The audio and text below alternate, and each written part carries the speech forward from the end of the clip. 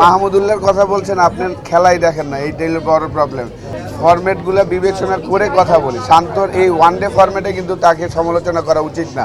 Overall যদি চিন্তা করেন, আমি বলবো যে খারাপ খেলি নেই আমরা। কারণ হলো আমরা যাওয়ার আগে প্রিপারেশনটা কিন্তু অতটা ভালো ছিল না। আমাদের চ্যাম্পিয়ন্স ট্রফিতে আমরা খেলতে গিয়েছি 50 ওভারের খেলা, কিন্তু আমরা লাস্ট 40 দিন কিন্তু আমরা টি20 খেলেছি, 120 বলের খেলা খেলেছি। তো সেই হিসাব করলে অবশ্যই আমি বলবো যে আরেকটু ভালো হলে ভালো লাগতো। ব্যাটসম্যান বিশেষ করে টপ অর্ডাররা যদি আরেকটু রান করতে পারতো তাহলে ভালো হতো। তারপরে আপনি যদি দেখেন যে ওভারঅল দুইটা ম্যাচে কিন্তু আমরা ফাইট করেছিলাম, যেই রানই করেছি 228, 240, ওই রান দিয়ে কিন্তু আমরা চেষ্টা করেছিলাম, আমাদের বলাররা চেষ্টা করেছিল, কিন্তু প্রিপারেশনটা ভালো হয়নি। দেখেন আমরা 99 ওয়ার্ল্ড কাপ থেকে শুরু করে এখন পর্যন্ত যতগুলা আইসিসি ইভেন্ট খেলেছি, আমাদের প্রিপারেশনগুলো ভালো হচ্ছে না। যে যাওয়ার আগে যে আমাদের 50 ওভারের খেলা একদমই খেলি নাই।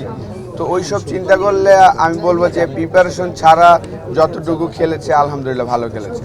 দেখেন ফরম্যাটটা বুঝতে হবে আমাদের সবার, সাধারণ মানুষ বলেন বা মিডিয়া, আমরা সবাই কিন্তু ফরম্যাট না বুঝেই আমরা কথা বলছি।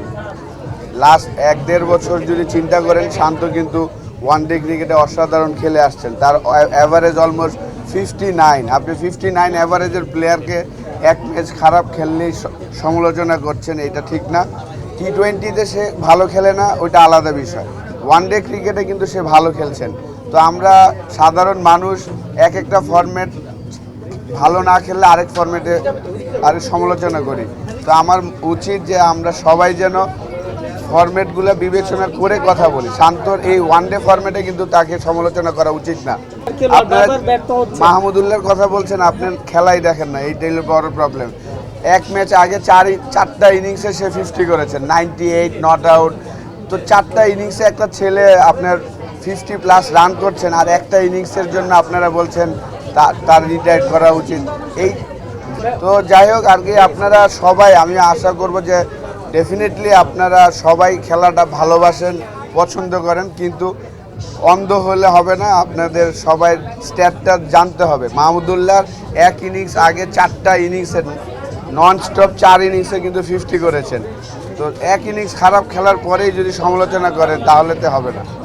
দেখেন আফগানিস্তানের কয়েকটা কোয়ালিটি প্লেয়ার আছে, এবং আপনি যদি দেখেন যে তাদের শুরু থেকে, আফগানিস্তানের ক্রিকেটের শুরু থেকে এখন পর্যন্ত মোহাম্মদ নবী কিন্তু খেলছেন, এবং তাকে নিয়ে কিন্তু কোনো সমালোচনা হয় না। আমাদের দেশে গেমটা ভাগ করতে পারেনি।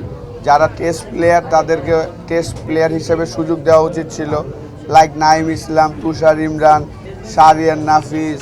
এই যে প্লেয়ারগুলা, এগুলাকে আমরা ইউজ করি নাই টেস্ট ক্রিকেটে। আপনি যদি দেখেন যে হোয়াইট বল ক্রিকেটে আমরা আমাদের আফগানিস্তানের ক্রিকেটটা যদি দেখেন, তারা 7 বছর হয়েছে টেস্ট স্ট্যাটাস পেয়েছে।